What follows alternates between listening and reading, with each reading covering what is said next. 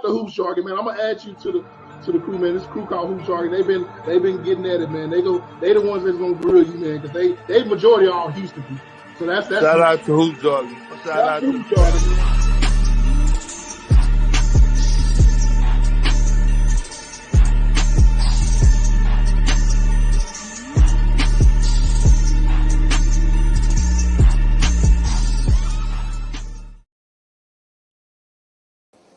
What up, man? Shout out to Hoop Jargon, man. Shout out to the chat. Shout out to everybody doing what you're doing while you're doing it, damn it. So I had to come in with my Friday grill session. Now, as you can see, I'm not at the grill today, but in my mind, I'm at the grill because I'm going to talk about some topics that are very pervasive, very prevalent of what's going on in the world today, in the sports world to be exact. And I'm going to bring my boy SyrTyce up in a minute. You know, he's finishing up some business at work, but once he's in, he gonna cook with you, and y'all gonna like what he got to say, man. SyrTyce is a very educated brother, got a lot to say, rather. Yeah, man. So shout out to early birds in the chat, man. Shout out to Rap God. Shout out to Celine, Anti-Social Podcast. Y'all check the sister out. She has a great channel. Yeah, you know, I'm trying to stand in it, man.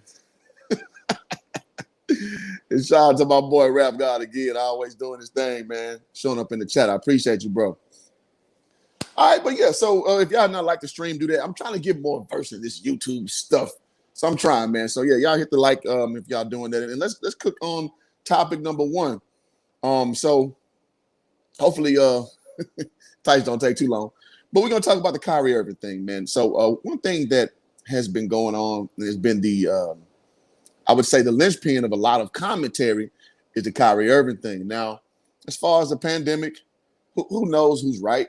Who knows what, the best protocol is to prevent the spread or whatever? Because if we really keeping it a beam, sports shouldn't even be going on right now. Now, I understand sports is a great curator to take people's minds away from what's going on in the world. If you look back in the ancient world, sports was the great distraction. Like, it was meant for a reason. Like when they had the guys fighting against the lions and the gladiators fighting each other, that was to take the heat off the king. It gave people something else to think about, something else to root. So in a very non-deafening way, this is what sports is now to us, our current society. So when people, now, again, my premise is it shouldn't be going on. But at the same time, this is necessary to get people from point A to point B in their lives because they do that, man. So that's just that's what sports is meant for. Let me start off with that. So with Kyrie, he's in a conundrum right now. He's in a space where he is that great. He's a I don't use the word pawn, but he is a asset in the great distraction, right? And his job is to be a part of that in his own entity, and he wants to just kind of disavow from it because he has a moral conflict in his mind, meaning he doesn't want to go and do the vaccine. So he's basically willing to risk his salary. Now this is going to be a little bit from a standpoint of, I don't want to get too grandiose because he's teetering on some Muhammad Ali stuff, but Muhammad Ali was willing to go to jail. So I want to put this in its proper context. So I don't want to make slick and loose references that don't correlate, but he is willing. I give him a lot of credit that he is willing to sacrifice his livelihood. And that's something that a lot of guys will talk about. Not many will do. We talk about protesting. Protesting ain't really my thing. You know what I'm saying? But if you're willing to risk, your livelihood for it, then I tend to take you a little more seriously. And people in general tend to take you a little more seriously. Celine says, it's my body, my choice when it's convenient for Don't get too started, man. Hey, tell kid, what's the deal? Who, my guy? Yeah, appreciate you, bro. Appreciate you, man. Like, I think this topic is very it's very necessary because because in this space, a lot of stuff just gets said and there's no gumption behind it. There's no real words behind it. There's no real consequence behind it. And so you got a guy like Kyrie willing to say what he said. I'm gonna review this video too that he put out. And I'm not on my laptop, so I can't just share the screen like I would normally would. So I'm gonna go a little ghetto style. But I want to. I never even watched what he said yet, but I kind of know his sentiment. He's very aloof. Kyrie's just he marches to his own drum. I think we all know that about him. So let me see once. I think Tice is ready. All right. Before I do that, let me bring my special guest up.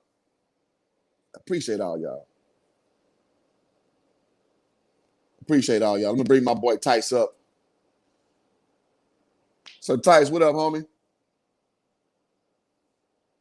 So their incentives to get to IT accredited. They use to get it. Oh yeah. Oh yeah. All right, Tice getting right over there. There you go. That's the man. You on mute. There you go. What's good? What's good, bro? What's good? There you Happy go, man. Friday. Can you hear me? Yes, sir. You ready to go? Yo, man, my bad. I actually do work for a living, so that's yeah. Hold on one second. I'm gonna stop the cam here. You know how I go on YouTube, man. It's a lot of guys who don't work like that, but two working men here. So I think y'all, I appreciate y'all for rocking with me, because I'm not gonna lie, man. When you do YouTube, it's a lot of stuff you could be doing besides doing YouTube, and I gotta work myself up because I don't want to give y'all some bullshit when I come on. So I appreciate everybody that rocks with me. I know I don't go live consistently, and I'm working on that, but I really want to give y'all all of me when I'm on here doing this. So I do have to say that. And shout out to everybody on the stream. I see y'all trickling in. Hit the like on the tab if you have not done so already. You support the channel, man. Appreciate it. All right, Tice, what you got, man? We're talking about Kyrie right now, bro. Okay, so listen, you know my feelings on this, and I'm gonna make sure not to say any trigger words, man. Your group is crazy, man. I told you, man. I told you.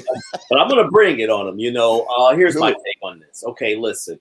Okay, you got people. Forget the false equivalencies of comparing this. This is what this man's stance is. Okay, whether you agree with him or not, this is what his stance is. This is where he sits. Now, here's the thing. Let's talk about this from a legal perspective. The NBA Players Association is not requiring this. It's, I believe, because he works in New York and because they have a policy. I think it's something like that. That's what's kind of overriding it. But we're still in an experimental state. I mean, these mandates have not even been legally tested yet. So, and like I said, I'm going to try to, not to get any trigger words, but just as it relates to Kyrie, his teammates seem to have his support. But I want you to understand, let me rephrase that. Peep this. You know who else isn't jabbed up?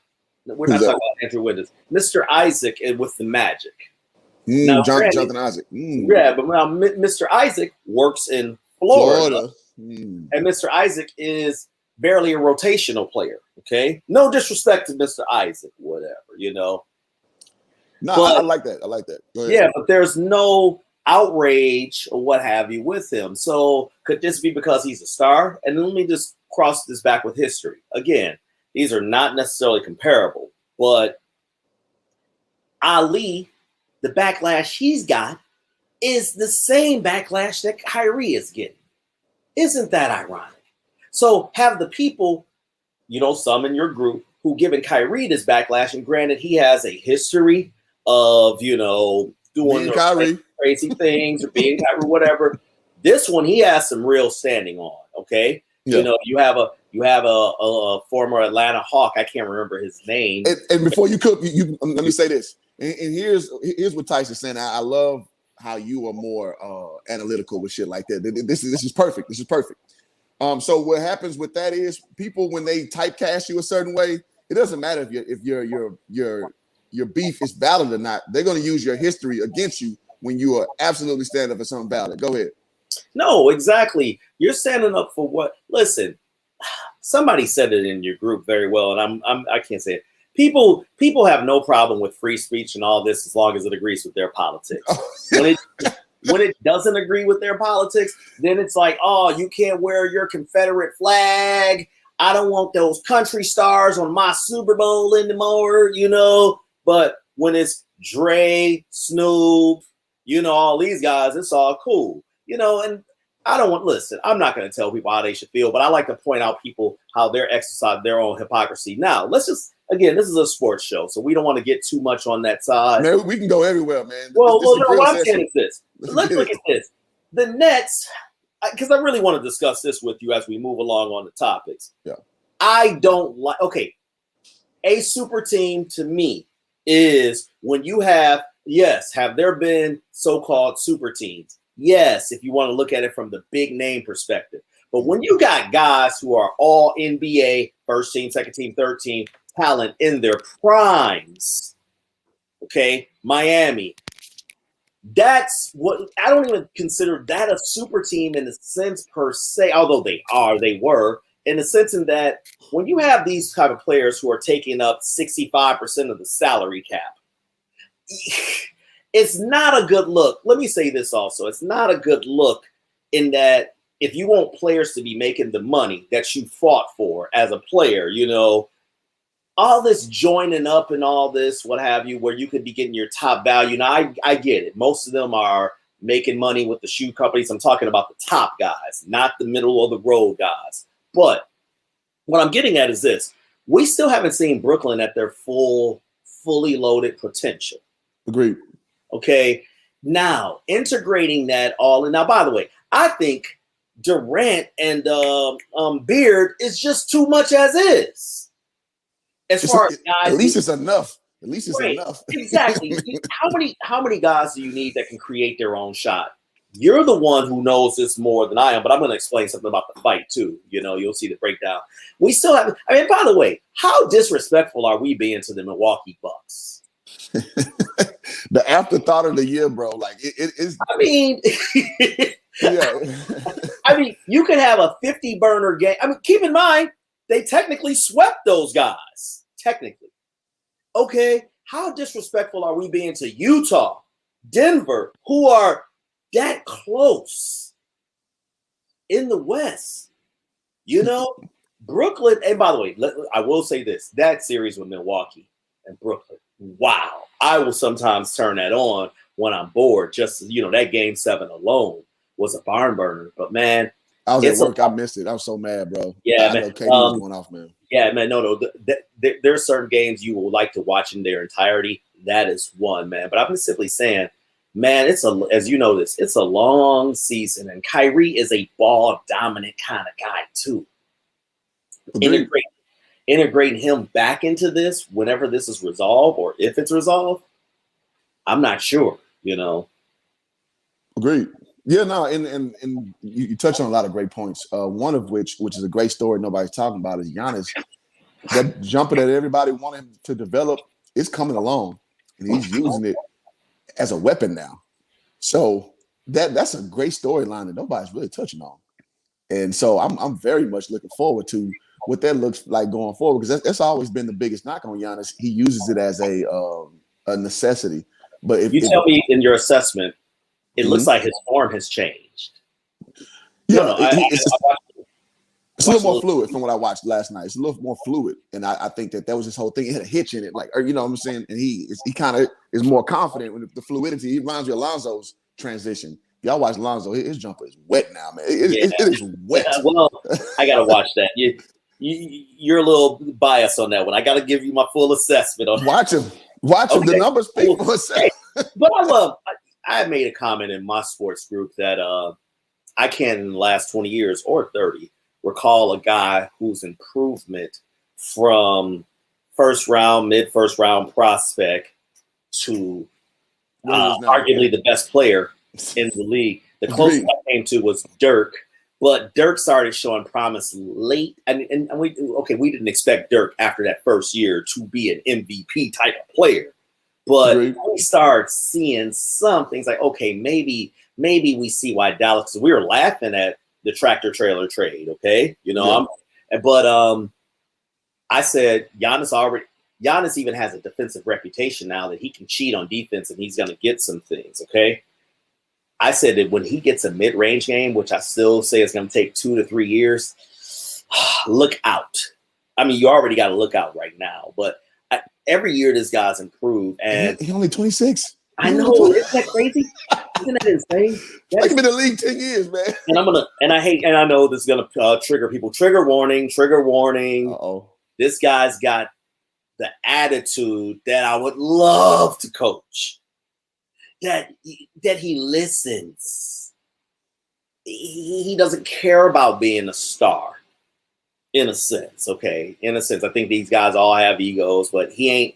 They all do, but it's levels to the egos. It's levels. Right, exactly. So yeah, man. Well, we're seriously disrespecting the Bucks. I mean, you got to look at them, with that. Are we strictly on Kyrie, or are we talking NBA? Man, we jumping, man. It's organic. But I do want to say this too about Giannis. He got that I want to go through a motherfucking mouth mentality. He like, man, you know what? Here's why I knew Giannis was about it. It was like his second year when he still was skinny. And some dude fouled the shit out of him. And Giannis runs down the court and just shoves the shit out of this dude. I need to look that up. Oh man, he built differently, dog. He got that European mentality. He basically told on himself in the post NBA Finals interview. He told on himself. He was like, "Listen, I wanted to do it this way." Yeah. I've seen him even on interviews. I don't want to give this guy's channel away but COJ even mentioned about how he was like, "I don't think I can be the face of the NBA because he doesn't read between the lines there." Yeah. And I'm like, okay. The fact that he's well aware of this tells me he is strictly focused on this basketball. Oh, yeah. Now, I will tell you this about Brooklyn. I think Kevin Durant is going to reassert himself. Okay. You talk about the wettest jump, the most unblockable shot. Even Kareem will say that. Okay. Absolutely. Absolutely. You talk about a guy who can just do that type of talent. I think he's like, okay, no Kyrie, fine. They said I went to Golden State, fine, good. This is the situation I'm in right now, where it's not too stacked. Okay, y'all gonna see. I think that he's be 32 or 33. Yeah, that's when guys at their apex, right? They still got that physical part, but now the game is just so slow to them. Absolutely. I mean, what did he? I want to say before the All-Star break, he was damn near a leading MVP candidate last year. Mm-hmm. Yeah. Can we do a shift gears? Because I got to show something. All right. Yeah. What you got? Can I get the share screen, or can you do it on your phone? That I don't know. Let me know. I think I can do. I'm gonna see what kind of options I got.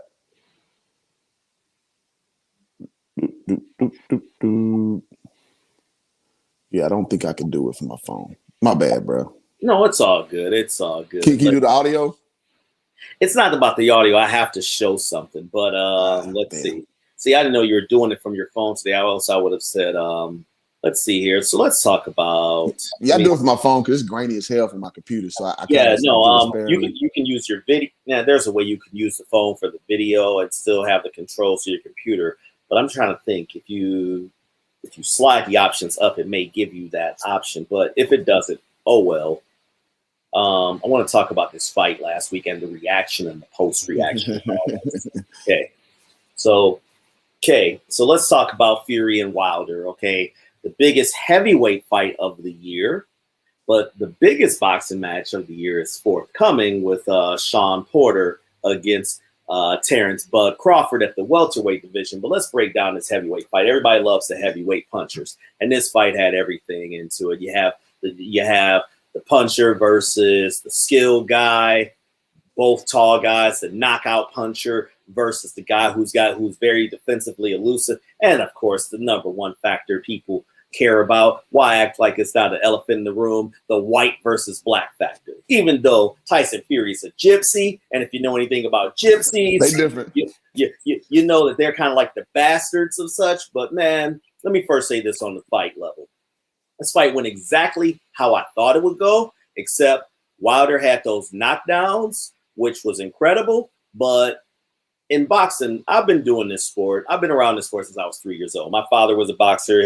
My grandfather was a boxer. My uncle was a boxer, and I was a boxer. Okay, so were you a good boxer, Tyson? Yeah, I was actually pretty good, but I got involved into other sports, and I didn't really take it as seriously. It happens to a lot of us. It wasn't until I was in my 20s. I'm in my late 40s now, but it wasn't until I was like 28 and I tore my ACL that I got back in shape doing boxing, and I started sparring guys, and I'm like, I could have done this sport, easy. But I did it till I was like 16 years old, off and on. Floyd used to come into our gym. Well, one of the gyms one time. He's from Grand Rapids, and there's about a 3-year age differential between us, but I saw him, and I'm not going to say, well, I knew he was going to be a champion. No, it wasn't even like that. It was just he was doing certain things that a 16-year-old doesn't do. He knew how to roll off shots. He knew how to pace himself. And usually when you're younger, you're just coming in all eager. And he knew how to throw at varying paces. It's kind of like a pitcher who's got a good fastball, but also has a breaking ball. You know, he had all these tools, and it's like, damn, how does he have that? But anyway, let's talk about this fight and the contrast and styles.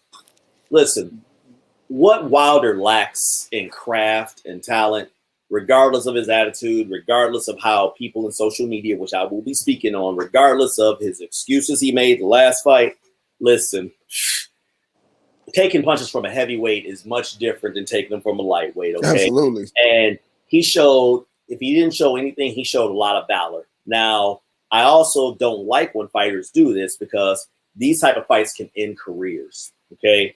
Yeah, he looks fine, but you got to keep in mind, your brain doesn't have any padding, okay? And most people don't realize this. Boxing gloves aren't to soften the blow. They're to protect the hands, all right? So when you got 10-ounce gloves and they're coming from a 277-pound man with this force, I can't think of the type of G-forces or whatever is measured, but here, hey, Hoop, ask, you got any nieces and nephews? No, I don't. I got... All right, how about this? Let me get a 5-year-old with a small brick in their hand and just hit you in the head. You telling me that won't work? It won't hurt? Yeah. Well, a punch feels 10 times worse at a human level. You know, he took a lot of punishment. I would have personally thrown in the towel late, but he showed a lot of heart. What he didn't show is exactly what you can't get with a new trainer off the rip. And that's, you got Fury, who's been boxing. Wilder, and he has an incredible story. We got to give it to him. But starting at 18 to accomplish what he's accomplished, wow. Fury's been fighting since he was 5 years old. He knows all the feints, slips, knows how to give the illusion you're coming this way, and he can shoot right up the middle. It's all those little nuances. Yeah, he looks like complete shit. But and all the leaning on and all that, guess what, folks? That's a part of boxing. That's why you have to know how to sidestep. So when the guy wants to lean on you, you sidestep to where he falls or he's now in a defensive position. Wilder is more of a north-south fighter. He doesn't. You know what? And I've seen this play out before. Michael J. White was teaching Kimbo how to punch elusively. You remember that video? I saw that clip. Because Kimbo's north and south, and he taught him how to disguise your punch. And you think Kimbo Slice a dude that don't need punching advice from nobody, and just the way he was just showing him and shit how to shift and then straight punch. And Kimbo was like mind blown, like, oh shit, I didn't know you could punch like that. Go ahead. What I often tell people is this is why I kind of laugh when people try to make it a size thing, whatever. You guys are a stud on the boxing court. We the stud in the ring. And I say this, we have a lower center of gravity. And if you want proof, how many people are willing to step up to the late Bruce Lee? And I think Bruce Lee's 5'6". Okay? Yeah. You know? Yeah. You don't want that action. Right. He got speed. This is how Manny Pacquiao used to beat bigger fighters. One, his footwork was just so great, but then also he has the speed and he knows all the nuances in turning. But let's just get back to this fight. What I want to show people, like Wilder won the first round, but Wilder won the first round based off of activity. Based off, he was more active than Fury was. Now, I do not believe that you can win a fight throwing, or really round throwing one or two two punches or landing them. But that person who throws one or two punches can have the most effective punch. And it was a combination that I was going to show where Fury feinted Wilder and deliberately missed an overhand right on the 1-2. He deliberately missed it because he wanted to see Wilder's head movements. See, I got to let people know that there's more in boxing than just two guys punching at each other. They're trying to look at your head position. That's why it's important you talk to move. Like I'm kind of just moving right now and, always be a moving target. And when Fury did that, it was at like 16 or 18 second point in the round. Then at around the 12-second point, he threw it with intentions and it wobbled Wilder or whatever, even though Wilder won the round, Fury made the statement. And I said, this is going to be this fight. I think Fury let his foot off the gas. And when you have a wounded lion, when you have a wounded lion, and of course my mother's texting me,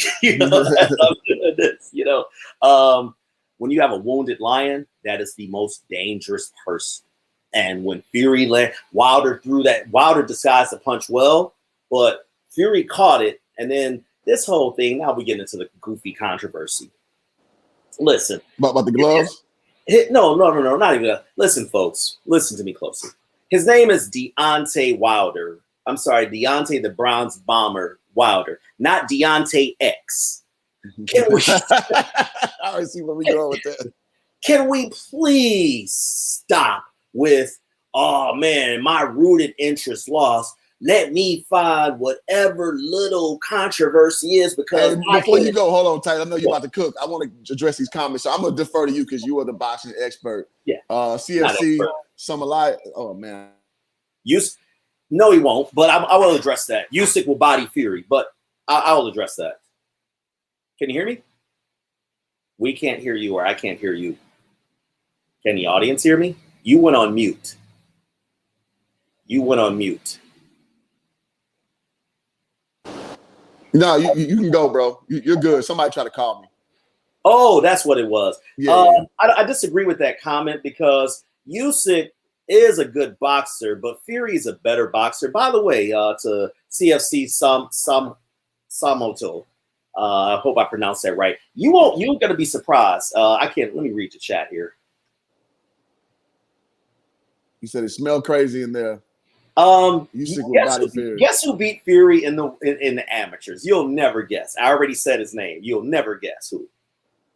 Who? Shawn Porter. Shawn Porter fights at 147, but Shawn Porter used to be a football player, and he used to fight at, I believe it was 165. He beat Usyk. Usyk's got some very good skills, but keep this in mind: Fury has beaten boxer styles, and he's beat puncher styles. And there's a size differential that normally I don't like to go into the whole size thing, but there's a size differential that I think that Fury would exploit with him that will slow him down just like he slowed Wilder. Let's get back into the 2-2 because there was a question I wanted to ask you. Into the 2-view hoop. Or hoop, did you go away? No, I'm still here. I'll let you cook. Oh, no. Let me cook a little bit later or whatever. I don't want people seeing all my books, where I get all my little secrets or whatever. Go back to the 2-2. I'm about to get back into the Yeah. You're doing your thing, man. Shit. Cook on, but I just wanted to just talk through this real quick because, all right, in the end, Wilder did finally make a post-fight comment and basically said he thanked his team, he thanked everyone, and he also thanked Fury. But I'm sure you've seen the post-fight video that has been revealed where immediately after Fury, usually after two combatants go through war, it's like, okay, man, good fight, all this. He's like, I don't respect you, whatever. And that's going to be now the new social media fodder and all this. And it's like, come on, guys. Thank God Wilder has come out and said he thanks Fury. Now, I want to address this very last point because it was in your group. Folks, listen, in boxing, it's not seconds. It's a count, okay? So the reason why is that the ref has discretion. The ref will, and have you ever noticed hoop in boxing that a guy will knock somebody down, then he'll run to the corner or run to the furthest corner? Have you ever seen that? Yeah.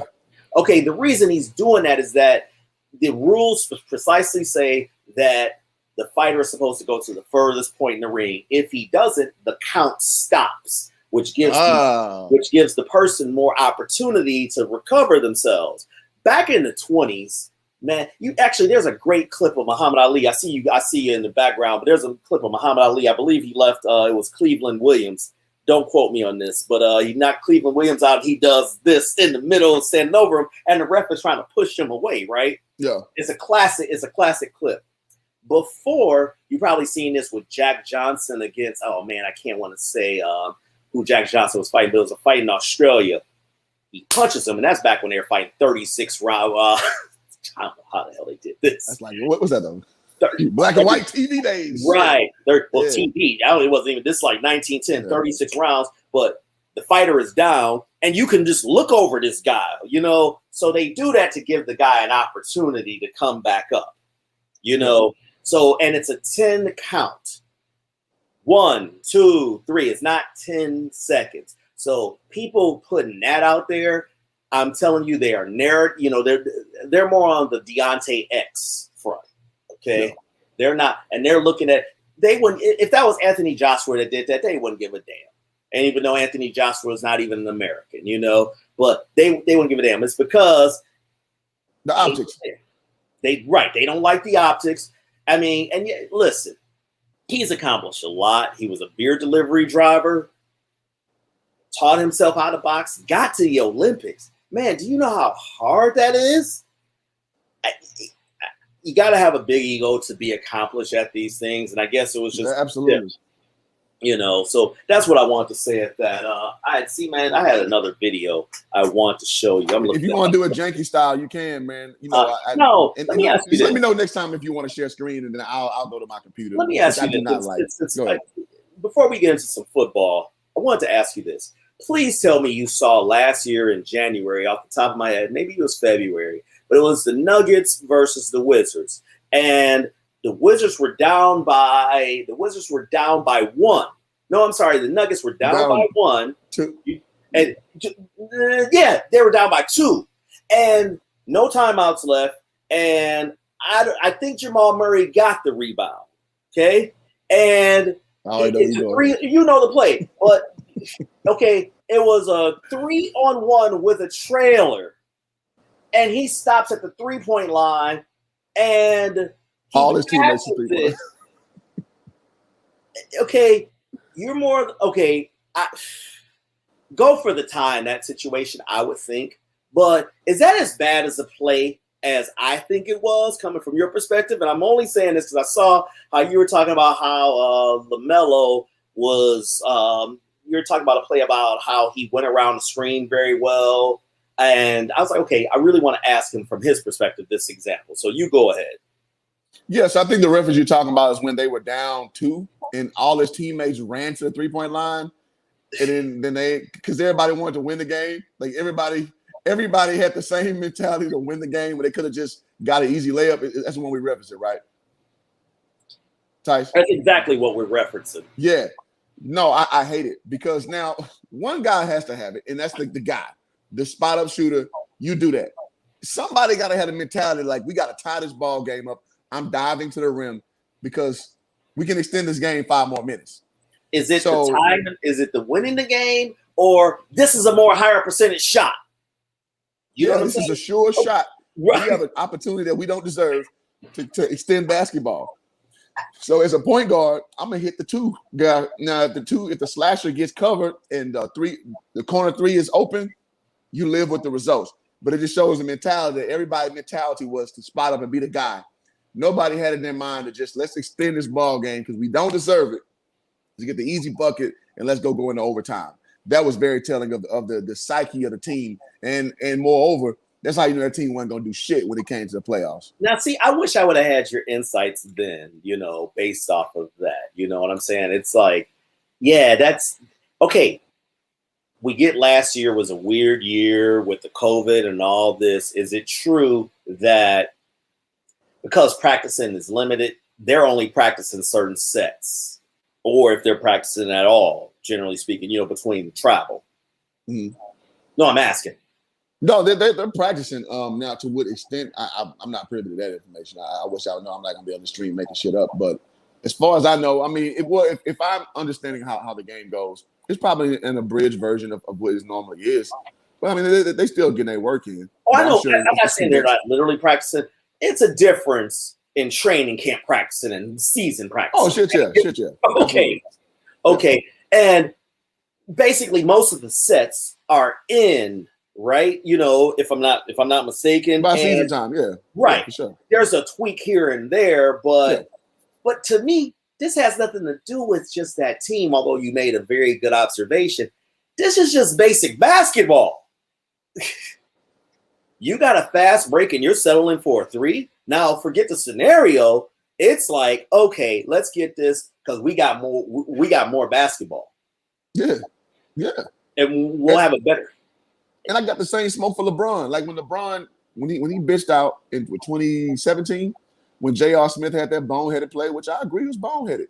When what's his point guard? God damn, he came from the Jazz and I can't think this dude's name. Not Rodney Hood. Not Rodney Hood. Rodney Hood didn't get that many minutes. He's a point guard. He played for the Spurs too. Ah, I know who you're talking. I know who you're talking about. damn, I can't think of this dude's name. Not Corey Joseph. Not Corey Joseph. He was around that Oh, time. Jordan Farmer. Not Jordan Farmer. Jordan. He came from the Lakers. He came from Not the Clarkson. Not Clarkson.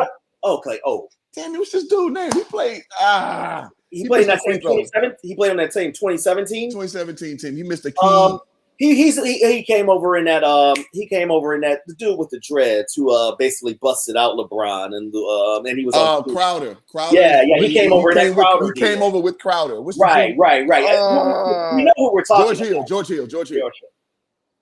Hill. So I understand LeBron's frustration. I really do. But dude, it happened how it happened. You got a whole nother quarter, half a quarter in the fourth. Overtime to right the ship. And he got so mentally taken aback that he wasn't able to perform in the fourth quarter. And I say all that to say that was a missed opportunity. And the same thing because that's a whole nother opportunity. It's a whole other game that you can reset unless your guys are hurt, unless your guys are extremely tired. The Nuggets are a young team. So chances are, you extend the game for another quarter, half a quarter, whatever you want to call it, overtime session, you're probably going to win it because you got the legs. But they didn't have the mental part under control because a veteran team would want to close that bitch out right there. So again, I give LeBron credit for understanding that was the moment to win that game. So but you still got to play. I got something that you don't hear on these social media sports boards, and this I'd love to discuss. I'm real big into the behind the scenes, the management aspect. I wish teams had this. You have just like you have your rookie slots. Okay, well, my ideal NBA would be, I don't care if you're first round, it'll be like baseball. You got to go to the D League. If you ball out in the D League, whether it's a month or 2 months, hey, you burned your way up, what have you? Okay, okay, you still make the same money or whatever, but but it also keeps the vets in. I think teams should at least have 2 to 3 vets. Okay, not just like look at my Pistons. They literally brought Kelly Olynyk over because he's a vet. Now, Kelly Olynyk is barely 30 years old, okay? Yeah. He's 50 in NBA years. Right. No, I'm saying they brought him over. And, but my point is that with these vets, okay, you old enough to know that Moses Malone is the one who mentored Charles Barkley, John Long mentored Isaiah Thomas, KAJ Magic Johnson, okay? You need these vets who can say, okay, he's saying this is what he really means, whatever you talk about the coach, Yeah. And to really talk this. And when I think of Denver, no, because my man who had the hell of a year, Georgetown, who had the hell of a damn near been all over the NBA, but Gerald Green, not Gerald Green. No, my man Georgetown, who bought. It's Green. Green's his last name. Jeff Green. I said, man, I was gonna say he's not but he's with Denver now. But he wasn't with Denver last year. I can't think of Denver's vets. I mean, when I say they vets, I mean 10 years or over that still get. Oh, I'm sorry, Millsap. Millsap is their one vet. Was their one vet. But yeah, that's a good point, man. I just think that a lot of the scenarios, the talent is there, but we don't see it. But man, let's what you got on the football thing? What you got in the NFL? Yeah, man. Yeah, so I like so we let in with the optics, the black-white thing. And then let's talk about John Gruden, man. How can I forget that? Yeah. Yeah. I would love to talk about my Cowboys, what I'm saying. But we're going to leave this off that stream. I got y'all on Sunday. But, yeah, man, so with the John Gruden situation, man, as we know, the first he dropped the sim. He said about the guy having big lips. And then he had some calling somebody a queer. He called somebody else the F word. Rhymes with maggot. And so now he didn't just call somebody else the F word. Yeah, he called Roger Goodell. Right. He called the commissioner of the NFL the M word. I mean the F word that rhymes with maggot, man. And so as we all know by now, he had to resign from his position as head coach of the Raiders. To understand the gravity of this is a guy who had a 10-year Teflon contract. And I forgot how many millions he was guaranteed, but it was very unprecedented. And now he's without a job for something he said 10 years ago. And I think that's a scary precedence on many levels now. This conversation would get you called a moon, replace the M with a C. But I think it's a lot to unpack from this situation. And I'm definitely I don't care if you don't like my perspective. But before we even get there, I know me and you pretty much are lock and step in things. What are your takes so far on the optics let's talk about of Gruden John first. Gruden? So Gruden was employed by Disney, right? He was the Monday Night Football guy, ESPN's ESPN. Okay, absolutely. So anybody that has worked for companies over 100 employees should know everything about diversity training, compliance training, and what's the one I forget? Social media policy and email policy. Email has been in corporate America popularized even from your lowest level, entry level employees since at least 2003 that I can recall, but even in the late 90s. So we should all know that, okay, you can't send pictures of broad's titties or whatever to your coworker on your company email. Okay, you got to kind of watch your tone. I've gotten spoken to when I used to work heavily in corporate America. I've gotten spoken to about just my tone in emails. Okay, now you send it on company emails. This is what I want to know. I'm going to try to find the actual emails. They usually have those out there. I want to make sure that it was actually Disney's emails, that he's sending this to Bruce. I can't think of Bruce's last name, the guy in Washington. But it's like, dude, you're this oblivious of nonsense? Okay. I mean, listen. Yeah, trigger warning. Talking about the racist trope, as they called it. Okay. That's a slap on the wrist.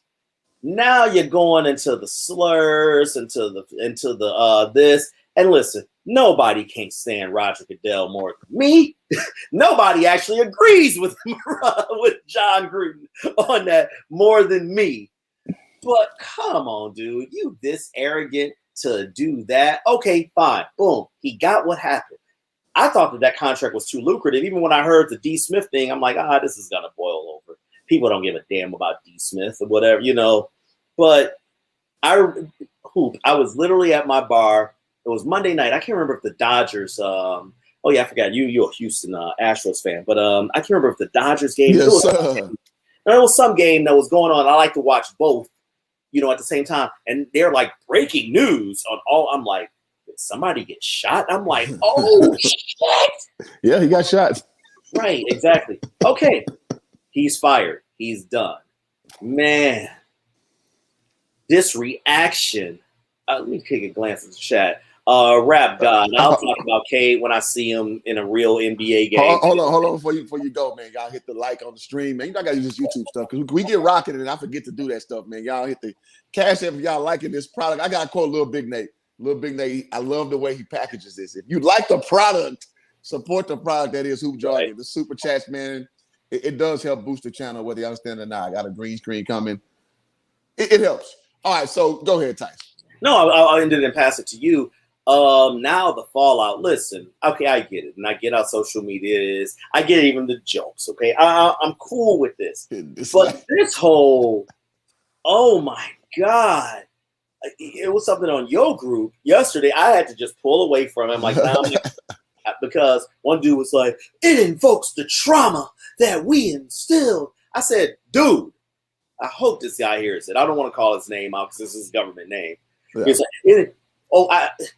Listen, as a man, if you that traumatized by emails, then, we were talking about, it wasn't just Gruden. It was this nominees for Best Actor in a dramatic TV performance. Randy Moss for his crying episode. What? I'm going here on the race. Because people love to do it on social media. I'm so goddamn sick of seeing black men cry on TV for the most nonsensical of shit. But you won't cry when these kids are getting killed unjustly. You won't cry about these boys reading at a 5th grade level who are being brought up in some of the worst housing conditions and you can do nothing about it. You won't cry about these same boys whose fathers want to raise them but can't because of the court systems and times. And this is not to all bad mothers. You won't cry about that, but you will cry about what a fucking sports head coach said about somebody's lips.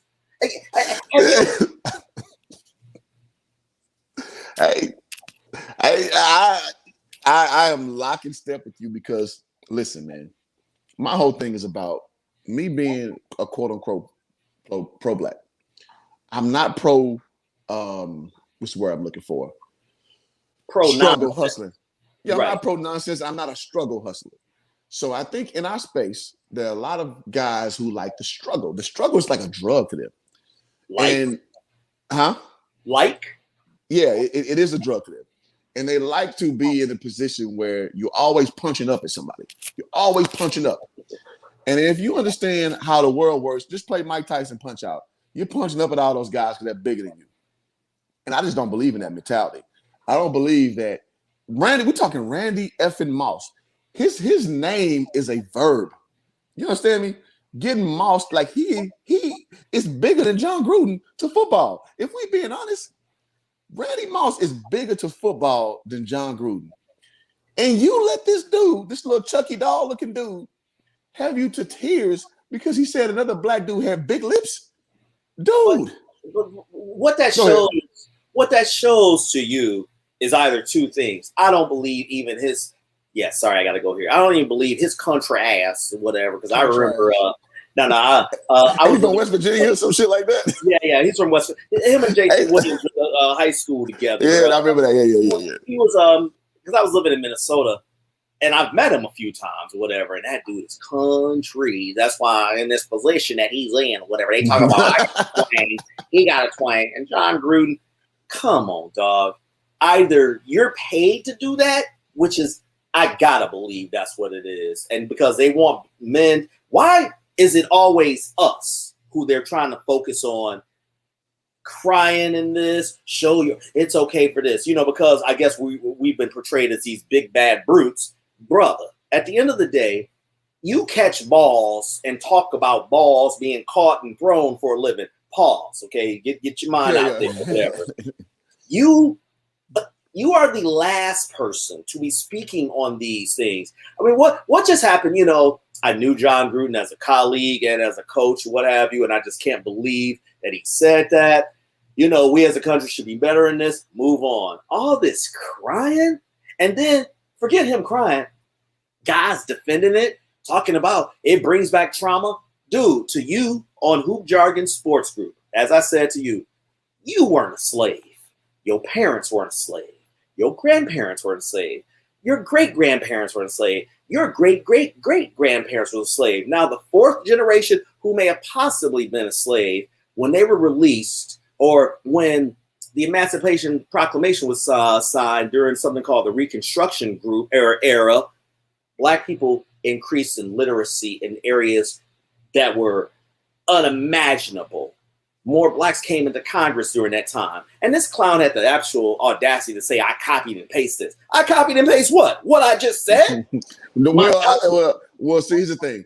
Intellectual proprietorship gets marginalized so easy on the internet. When a dude takes the time to study and learn and understand this, that's what people will do to you because it's easy to undercut your astuteness. So you get goofy shit like that all the time. Go ahead, bro. Point taken. No, bro. What I'm simply saying is this. Those people who are more in close proximity to slavery didn't have any excuses to use. You 5 and 6 generations removed, and you're just repeating the refrains that you're hearing from this SJW crowd. Man, get the F out of here. These clowns love to talk about things like Tulsa. I'm going off the topic, but I'm doing this for you. They love talking about every time we build something, they burn. Black Wall Street, yep. But if you do some more research, you'll find out that within a year, those resilient Black people of the time rebuilt it, and it lasted up until integration. That was the real bomb that dropped. But nobody wants to talk about that. And if you think capping, lying, go to the it's called Greenwood. Go to the Greenwood Cultural Center on their own site where it describes this. That's how I learned it. It's not convenient though, and so and we're talking a 20-year span. We're talking from the 40s to the 60s with the Black Wall Street to the integration period. So yeah, man. So, but listen, how does this all relate back to Gruden? How does this all relate back to Gruden? All this, we always this or listen, guys. As I said in your group, show me the group of or civilization that whined and cried and whimpered their way to what they want. Prominence. Nope. I'll don't exist. Right. Don't And even all these guys, now you got David Carr, I think. David Carr virtue signaling, all MLFL teams should release their emails now. Okay. Do y'all really want to hear the truth? Do y'all really want? Are y'all prepared for that bomb? Do you remember Jimmy the Greek back in the day with the truth bombs? Y'all don't want to hear that, bro. He really didn't say anything wrong. He really didn't. That's the truth. It's like you're telling too many truths. We got to fire you and malign you to whereas this can't come out. But when you talk about a truth bomb, I'll call you after we do this. All right. Wait till you see this truth bomb that I'm working on getting. They might cancel me off the internet. Try you this or whatever. They can't ban a snowman like my boy. Right. No, but you know, bro. I like the sports aspect of it because sports is one of the last meritocracies, even though is it? I mean, you don't have to say no names. You've competed against guys that you probably were better than, but because either they had guaranteed contracts or there weren't enough slots, For sure. those things happen. But this is the way of the world, and this is why you got to be able to move in it differently. Okay, Gruden's out, but guess what? Do you really think Gruden cares? Gruden's probably sitting on $100 million right now. And about 2 or 3 years, he'll be a consultant for some team. They're gonna bring him into these country clubs to come be a speaker. Like it, dog. I gotta give LeVar Ball so much credit. LeVar told me when I went to his house, he was like, "Don't feel bad for the man in the Maybach. Don't you ever feel bad for the man in the Maybach." And that's just what it is with John Gruden. Like, so I understand it's a little bush league how he got fired, but I'm not crying no tears for that dude. Oh no. He deserved. Listen, they can't be promoting all that crappy diversity, which in my opinion is just nothing but it's bullshit. Right. It's the way these same people who propagate this diversity shit behind closed doors, they are how they are. You remember when the pandemic first hit, there's a CEO, white dude. He was on Facebook Live and he forgot to turn it off. So him and his wife were talking about like, oh, they got these diversity training shit, like this fucking bullshit and blah blah blah. I was like, dog, that is how they really are. So all this PR shit that makes you feel good on the front end level, Randy Moss, when they in their own house, bro, most people are race loyal. Dog, that's the way how the world works. So it will behoove you. I like Rap God Reloaded already. He in your chat. No, that's one of my most loyal members from day one. Real talk, man. I love Rap God. Rap God be coming with some topics way off the thing, but that's my guy. No, you just said something about basically. And this is what virtue signaling is. This is what window dressing is. You literally got people, bruh, about that certain thing that people. You got people that agree with me. Listen, by the way, I told one guy who's got a very prominent position. He was like, "Dude, you're right about certain people just being I can't think of the word he used." I said, "Dude, don't say anything. Let me be the bad guy, okay? You got a family and you got a position to lose. Stop." Listen, that's your concern, okay? Stop worrying about what's being said on social media. And this is where I'm getting to tie this back to athletes. This is a love-hate thing, man. When I hear an athlete that says they're not on social media, I think, thank God. Now, I get it. As far as improving your brand, I mean, that's all 1% of them, right? But as far as improving your brand, I mean, you know what I think is corny? Is when you have guys with these kind of poses. It's supposed to be an inconspicuous shot, but it's staged as hell. You know who used to do that before he became woke? Colin Kaepernick. Well, if you look at his shit before 2016, Cap was having to be one of my favorite quarterbacks of all time. I love Colin Kaepernick, the quarterback. I defend him so much. Let me ask you this. Not about the controversy, but watch the change, bro. Did he lose his job to Blaine Gabbert? Yes or no? He did. I don't think it was just, to be honest. Blaine Gabbert stinks. Now, he also lost it to hold on. He also lost his job with Thad Lewis, who happened to be a black quarterback too. I agree. He lost it to Thad Lewis too. Now, here's the kicker. This is good. You said you're a fan. Did he lose that locker room also, even before all that? After yes. Okay. Before that, because his ego, Colin Kaepernick was a Dame slayer. He was a me guy. He was this shit, right? Then he turned to no, you're gonna keep it athletic because I try to tell people, okay, and let's see how well you know this because you responded right because they're trying to invoke his name into all this stuff now. Absolutely not. Right? And it's like, come on, guys, let's stop. But Keep talking. I'm gonna people I ain't capping. No. You got to agree with this. Did Denver not try to acquire him during all of that? Hey, listen, Hoop just ran away or whatever. I'm just looking at the chat. It's Friday. We're here on the Hoop Jargon Show with your host, Hoop Jargon. I'm his occasional co-host, SyrTyce, and we're talking about a whole collection of topics in the sports world. We rattled down our thoughts about not only the Fury fight from a technical perspective, but we also about the controversy. We went into talking about the current Kyrie controversy and some of the things upcoming with NBA. Oh, he's back right now. And now we're talking about football, and Cap came up, and we're just keeping it strictly football. And I want to ask some things, you know. And by the way, we do got to talk. Yeah, we still got. Oh, damn, it's already 3:00 here. We do got to talk some more football stuff because there's some other things that are happening, and I'm losing my train of thought here about. Hey, let's get off the Cap for a second, real quick on this football thing. Okay, who's the top 4 teams you got right now, off the top of your head? Dallas, Arizona, Green Bay. That's 4. Bucks. I got Buffalo. Buffalo's up there. Yeah, I got Buffalo. Unfortunately, the Bucks, the Rams, and I'm gonna say Dallas right now. Okay. What's happening with Kansas City? You know that Super Bowl hangover bug, man. Now I know they've been to 2 in a row, so it's kind of hard to kind of pin that to the stigma of a Super Bowl hangover. But we all know that there are O-line problems, and right now they're having a hard time controlling the line still. And Pat Mahomes is trying to make magic, and he's not getting opportunities that he's normally afforded.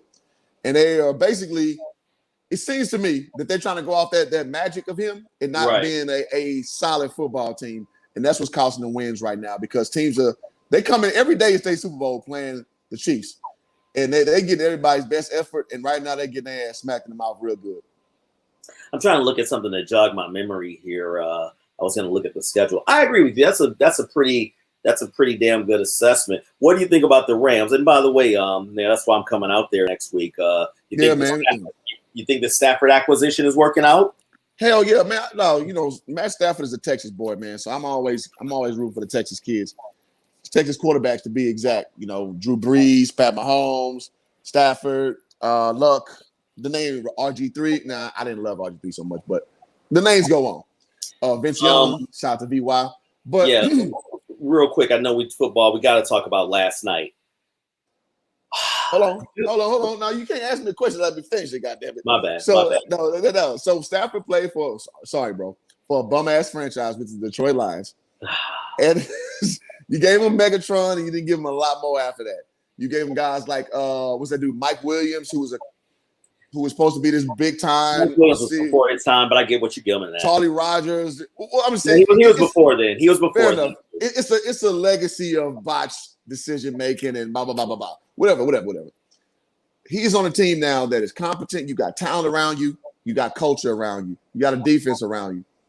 Dude, he's looking like how he should have been looking 5 years ago if he had an actual team around him. He's been, okay, Stafford threw for 4,000 plus yards 8 years in a row because you got a lot of people in Detroit that can't stand him. And I'm like, how? Stafford doesn't play defense, okay? You got to realize this.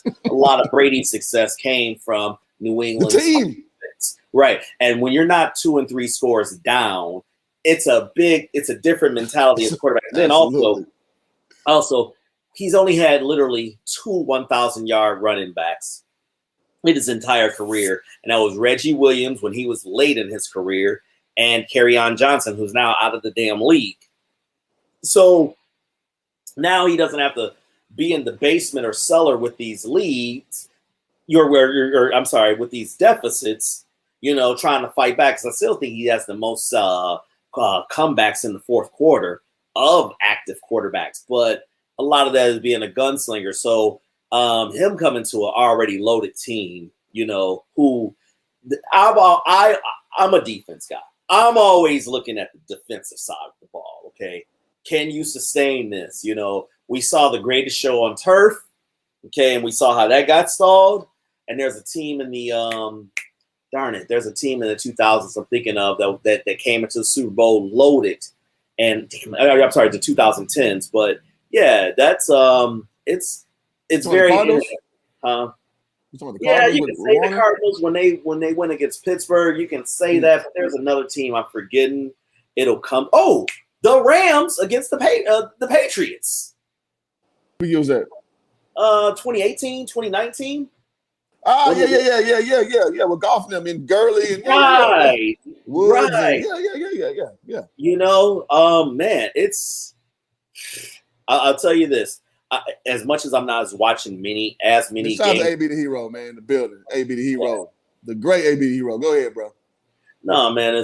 I'm not watching as many games as I usually do. Although I do spend my whole Sundays watching football. I will say I'm really enjoying this year. Even the Thursday games. I was watching a little of the football game while I was watching the baseball game yesterday. And by the way, that baseball game, wow. And I fell asleep on it. Who's playing? Oh no! Oh, come on, man! You in LA? It was your you're in Astros, but it was the Dodgers and the Giants in Game 5. Yeah. So I saw that they won the go ahead. I'm sorry, the tying game to force a Game 5. Yeah. Okay, yeah. No, yesterday was for the series, and Davey Johnson made a controversial call. He put in, I want to say it's Urias, who's a reliever for the first inning. Then he went with his Reyes, I believe. I may have the names backwards. Then Scherzer closed the game, in relief. Now, usually when you do goofy crap like that, it never works. You're overthinking it. But the game ended 2-1.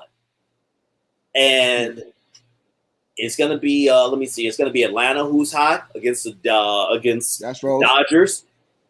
Hey. No. Atlanta's in the National League. I'm sorry. The Dodgers. Yeah. And then we got Houston, and Houston's going against Boston. Yep. And y'all, we can see if y'all cheaters or not. So. we saw that first round. What was you talking about, man? Yeah. I will say shit. For Dusty, it's not because Dusty black. He black. It's because Dusty has had so much damn postseason disappointment that I would like to see him. Okay. All right, but plus, I hate Boston. I hate Boston, the Red Sox. I hate them. I hate Boston. Everything Boston. Well, see, I rooted them from against your Lakers. Not in the '80s, but yeah, after that, except they birthed Patrice O'Neal, was my favorite comedian, man. I can't believe he was from Boston. I can't believe Boston. How? They're talking. They're talking. By the way, they're talking about Dave Chappelle. Shout out to Dave Chappelle, what he did this week, but. As far as groundbreaking 2000 comedians who defied against pop culture, it was Patrice O'Neal. He's the reason for not the reason. He is a big muse for the Black manosphere as we know it. Like absolutely, the stuff he was saying, bro. Like nobody was saying that in 2011, 2010, 09. He was saying that back when he was on Fox News saying this stuff. Yeah, I know. National Senate, and he sacrificed his career for his beliefs. And that's why I'm like, if he can do that, man, this stuff on here is light on YouTube. I want to address this comment before we keep going. Y'all finna, James Moore says, y'all finna talk hoops or just football. Man, it's organic. It's an organic conversation, my friend. No, we talk it all. We talk basketball. We talk an hour in, bro. Yeah, we talk baseball. We talk boxing. Let me ask you this. It's funny how things are coming back together now. We got baseball and the hot point where even if you're not a baseball fan, this is the time to watch now because these are the games that matter. Absolutely. You got football coming. I will say this, even though I'm not a fan of the 17-game season, I will say this. I love the fact that the buys are coming more in mid-season and not early on. So I don't think we have our first buy until week 7. And then hoop starts next week. So we got and then hockey. Another thing, hockey, I don't know if you know, is back on ESPN. So even if you like even if you're a casual guy, that's a great sport to watch. So we got the sports back for those who just want to watch sports. Now, the politics in sports, the Deontay X things or whatever and all this. Let me give a brief statement on this. We don't go to Don Lemon for his sports analysis. Why are we okay? And Don Lemon's a bad example. So I'll give a non. I'm just saying, if these guys are educated on the topic, they can speak on it. So I'm not one of these shut up and dribble guys, but it is like, come on, man, this is what we pay you to watch. I don't want to hear no actors with their virtue signaling and what they speak about, unless they're informed. Unless they're like a Danny Glover, somebody who goes and puts in the work, who has these things, who goes to various countries in Africa and all these things. But these guys are in their mid-20s. They've lived a protected bubble. Why is their opinions on things? Now Kyrie, he seems to have done his research, and not because I necessarily agree with his stance. Jonathan Isaac, oh boy, he killed the media in that media session, when he was talking about, well, I won't get into the details, but I'll get into the trigger words, but let's enjoy these guys' craft, or watching them at their craft, because they're geniuses at their craft. That's what I like. But my thing is this, bro. I played against many NBA players. Again, I don't have to run through names, but dog, a lot of these dudes are good at one thing. They're good at putting the ball through the hoop at a very, very high level. This is what I got. But if we start crossing these lines into politics, life, humanity, what have you, listen, because you're really good at this one thing does not make you astute at other things that are more applicable to you, the normal human American, or wherever you live in this world. So I just cannot. And I've hung with these dudes, like in these spaces. I don't want you to put any names out there. Let me be the bad guy here. I won't. And let me say this one thing. I want you to go to riff off that. And when LeBron James was doing that, shut up and dribble thing, like, dude, you injected yourself into the political sphere. And as we know, in the political sphere, the glove's off. Like, you can call anybody everything except the son or daughter of God, right? You called Donald Trump a bum, and a conservative woman came at your ass, and then, I'm more athlete. Tell me shut up and dribble. Dude, go back at her ass. Like, that's how that realm is. Just like in the hooping session, if a girl coming there talking that shit to you, I'll take you. You ain't shit. Roll the ball out. And you mop her. You mop her. So don't bow that shit. Look, I'm just a girl. You just no. You talking that shit. Come on. And that's how it is. And I hate LeBron did that shit, man. It's like, bro, if you injected yourself into that sphere, be ready for what comes with it, bro. Don't do that. Oh, shove and dribble, man. That's weak, bro. I'm sorry. Go ahead. No. It's all good. I want to bring it back, but I don't know which I go first. But Rap God again comes with a great comment, so I'll start off light. I remember I can't believe it's been 25 years. I know that video inside out when the NBA's 50th anniversary was, and it was Denzel Washington doing it. The video, by the way, in that video, there is a move Clyde Drexler does. I'm going to send this to you. Clyde Drexler does on Robert Horry. He starts from the three-point line, let's say left three-point line, comes almost to the top of the key. Not yet to the top of the key, free throw line, plants. You know, and does a finger roll on Robert Horry, and the ball does a literal rainbow. And I'm like, Jesus Christ. This move is unreal, but it was on the clip in that I know exactly what you're talking about. Video. And I remember it, and I can't believe now it's 25 years later. That's crazy, dude. And I remember 1990. Okay, it was 1997 or whatever, though, because the All-Star game was in Cleveland.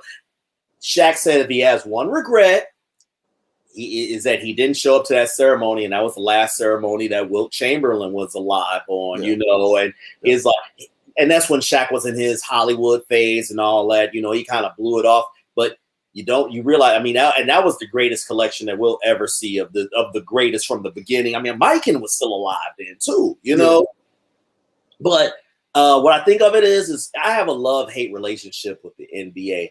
I'm not one of these guys who's like, oh, I don't watch this. No. I loved it, but I hate what it's becoming, that these individual brands have become bigger than the game, okay?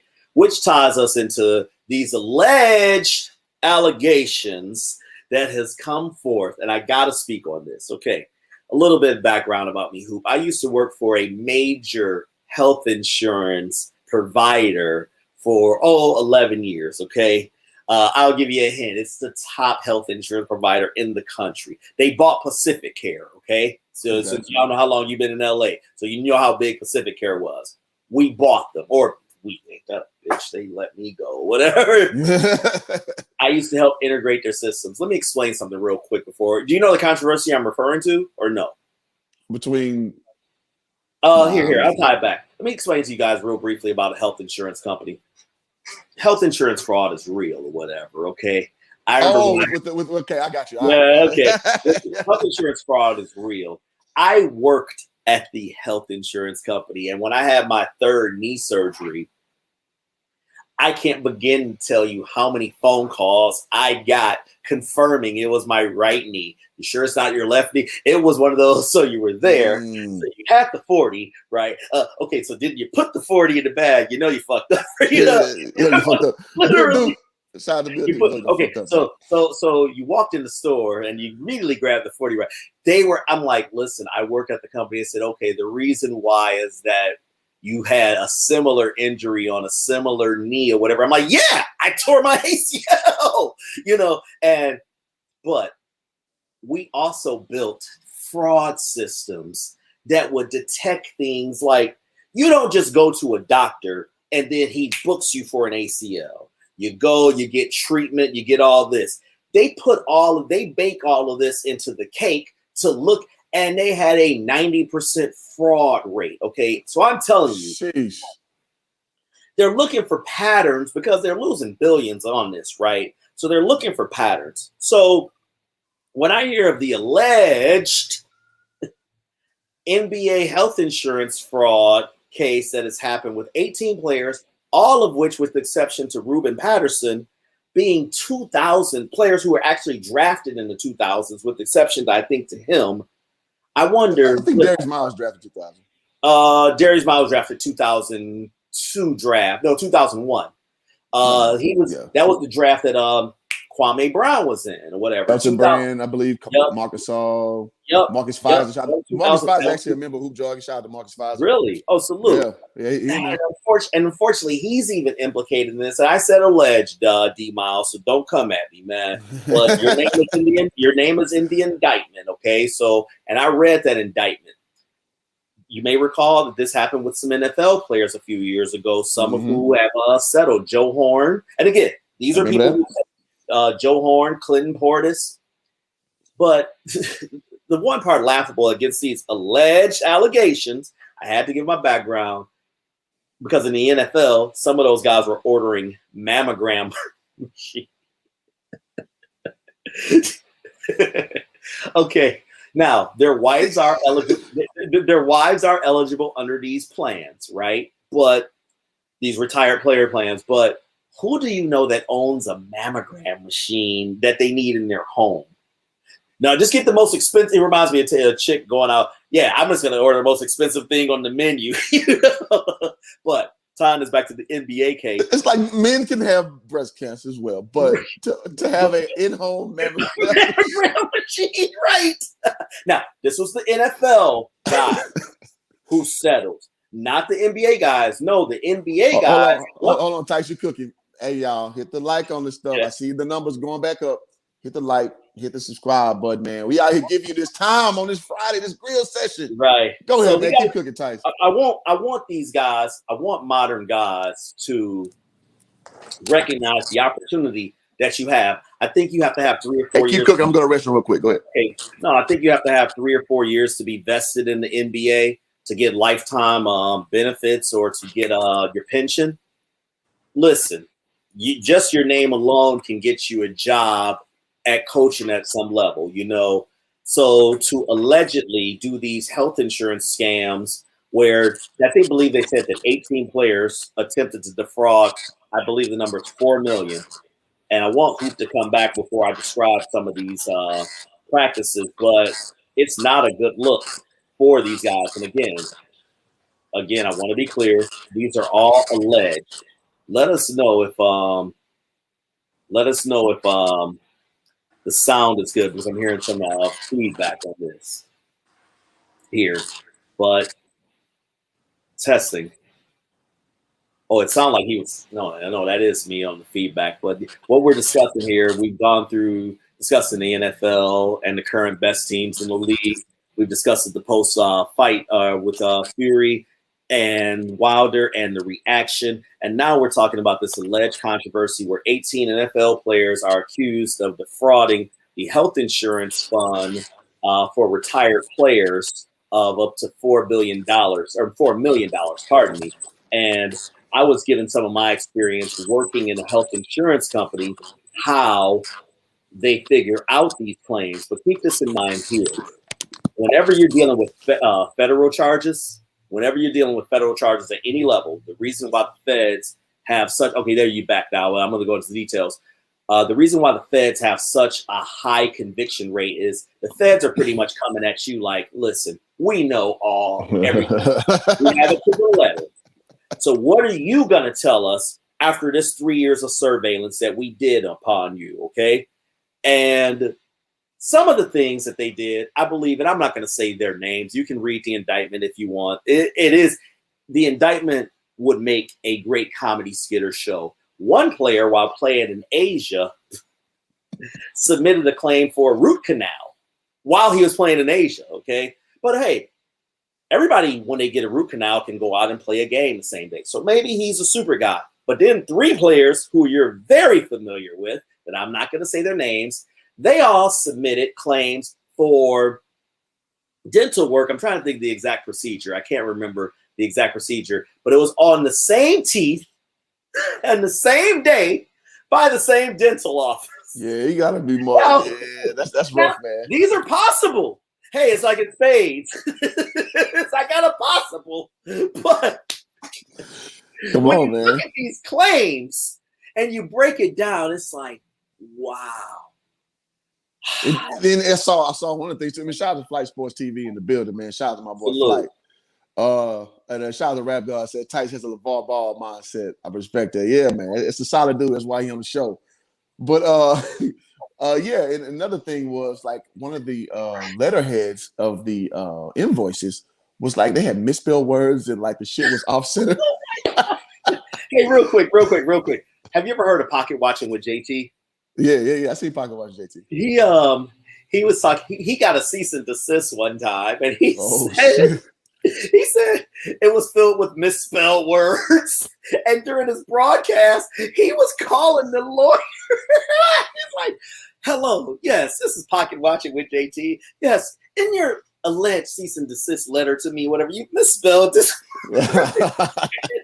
He was basically like this was a scare tactic with the way he was doing it on air. But but I didn't hear about the misspelled words and the that's man. Hilarious. Come on, because that tips you off, like because again, feds they go through shit with a fine-tooth comb, and it's better than the normal person's thought process where you think, oh well, I paid my money, my hands are clean. No, these are your nerds who you didn't like in school, who go find a great job to go be an asshole and go look up every small, minute thing that they can pull. And they got a little personal algorithm they put together, and that's how they garner patterns. So these brothers get jammed up in a tough way, man. I hate to see it because some of those names on there are definitely like it's alleged. But one of the things when we interviewed Malik Rose, or when you interviewed specifically, and then I joined on, that he specifically stressed when all of these guys, in my opinion, and maybe their mentality isn't, they've been working their whole lives. All of these guys could have gotten some coaching or consultant or start their own development school where, listen, whatever money they got, I don't think they can hit their pension until their 40s or late, whatever. I sincerely hope that to do this, well, let me say this. I heard a funny joke on your group. Somebody said in the indictment, well, damn, it's like 80% of oh God, well, I'm killing my own, or I'm killing the joke because I can't think of the name of Ice Cube's league. What's the name of Ice Cube's Big league? He said, yeah, it's 80% of the Big Three rosters. That's a good one, actually. These are alleged. I'm saying these jokes. Don't come to Hoop Jargon with this. I'm giving you guys the benefit of the doubt. All those are Fed charges. But guys, like I said, what Malik Rose said, when the iron's hot, that's when you got to be networking. Once you're out of the game, your stock goes down, and for it to be reverting to submitting phony dental claims and get like, okay, you got your 30 racks. Now what you gonna put your 30 racks into? I mean, now this man's convicted. You remember not with the case, but you remember light complexion baller, dude could ball his ass off. Wasn't all-star. He was an all-star with he was an all-star with Dallas, but he played with Golden State. Chris Gatlin could ball. That's an interesting dude. He got hemmed up in some damn scheme he was running. You know, we all know about one of the worst schemes ever. Chris Gatlin got some other shit on his ass too about liking people that look like him. Go ahead. Wow, I didn't know that. Yeah, Chris Gatlin got some heat on his ass. Go ahead. Wow. It's amazing, man. Again, you would think the same amount of ingenuity that comes with thinking of these scams could be part of putting something legal. Productive. You know, I don't even partner up with the And One guys or something, restart that mixtape thing. You know, I mean, it's plenty of things hoop related with their insight they could add onto it, you know. And I just wish these guys had people around them that could say that, you know, listen, fine, you're not trained in this. You can become, you know, you can get into this, man. And as much as I may joke about it, I hate seeing it. You know, people's like, well, why are you talking about that? They personal business or whatever. Well, it's actually public business or whatever, but we're going to discuss it. I don't want to see these guys be forced to make these choices. Hey, sometimes you're not going to be in the limelight or be the big Willie getting the VIP anymore. Transition into real life, okay? It's not, hey, I guarantee you they would like to be in my shoes where I just made a confirmed going out with a chick, you know, after I hook up with you at a Cuban restaurant down here in South Florida, and I don't have a care in the world. Well, I do, but you know what I'm saying, you know. Yeah. Versus me like, damn, how much I got to plead. Hopefully they won't do jail time, but man, that felony on your record. Tough, dog. Man, I hate seeing that, man. Real talk, you know, so. Agreed. Yeah, man, it's an unfortunate situation, man, and I wish the best for all those brothers on that docket. But we shall see how that shakes out, man. But it's been a damn good grill session, bro. We're going about 30 minutes after intended time, but y'all been rolling it down and chatting. What you gonna do in Houston next week? I'm gonna go to my high school little homecoming joint, and I'm just gonna freestyle it from there, man. So, man, help me understand. Let me see if I can find this picture. Just give me a second here. And shout out to Eisenhower High School, Big Ike, man. Swoop. Yeah. Help me. With Slim Thugger and. Oh, you did. Yep, he was a senior when I was a freshman. Okay, that's what's up. Houston. Man, when they say everything is big in Texas, so tell me, where the hell was I? Let's see if this picture shows up. Where the hell was I when they served portions this damn big of turkey legs, macaroni and cheese? Turkey leg hut. No. Okay, give me a second. It's not too far from where the turkey leg hut. No, what's a turkey leg hut? I'm going to give you the description. You walk in, it's cafeteria style, and they got all these pictures of all the celebs and guests that have come in or whatever. It's in Sugarland, I want to say. See, that's an outskirt place. I'm from the north side. That's southwest. Yeah, it definitely was southwest. I hardly ever go to Sugarland, bro. I made the mistake of not getting an Uber there, and then when I looked at my bill or my credit card, I'm like, $275 in Ubers, you know? Yeah. Because everything is big in Texas. You don't have to build things. I got me a rental car on deck, man. I'm not Ubering nowhere in the H, man. It's too big. Your $70 a day rental car. It's better because I can move when I want to move, and I ain't gotta be at the behest of somebody else. But yeah. Right. So look, I'll talk to you about Wednesday or whatever. I'm there early, so I'm trying to get an early check-in.